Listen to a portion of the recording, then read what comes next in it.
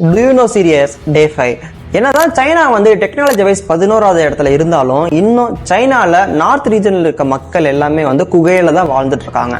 Nearly 30 to 40 billion peoples வந்து குகையில தான் வாழ்ந்துட்டு இருக்காங்க. அந்த குகைக்கு பேரு யாடாங்ஸ்னு சொல்றாங்க. எல்லாமே மாடர்னா மாறிட்டு இருக்கு. என்ன ரீசனுக்காக இன்னும் குகையில இருக்காங்கன்னு பாக்குறப்ப நேச்சுரல் இன்சுலேஷன் அந்த ஒரே ஒரு ரீசனுக்காக இன்னும் மக்கள் எல்லாமே வாழ்ந்துறது. சம்மர்ல வந்து அதிகமான வெயில் அடிக்கும் போது அந்த ஒரு குகையில வந்து கூலிங்கா இருக்குமா, வின்டர்ல வார்மா இருக்குமா, அதனால மக்கள் எல்லாமே அந்த இடத்தை விரும்பி அங்கேயே வந்து இருக்கிறாங்க.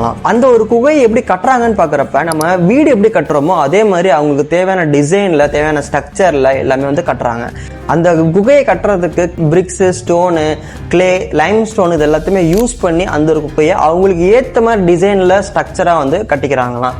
அங்க இருக்க மக்கள் ஒரு சில பேர் வந்து நான் மாடர்னா மாறுறேன்னு சொல்லிட்டு அந்த பகுதியில இருந்து வேற ஒரு பகுதிக்கு சைனாக்கு போய் அந்த இடத்துல வாழ்ந்துட்டு இருக்காங்களாம். ஆனா இன்னும் அந்த இடத்துல நிறைய பேர் வந்து அந்த ஒரு குகையில தான் வாழ்ந்துட்டு இருக்காங்களாம்.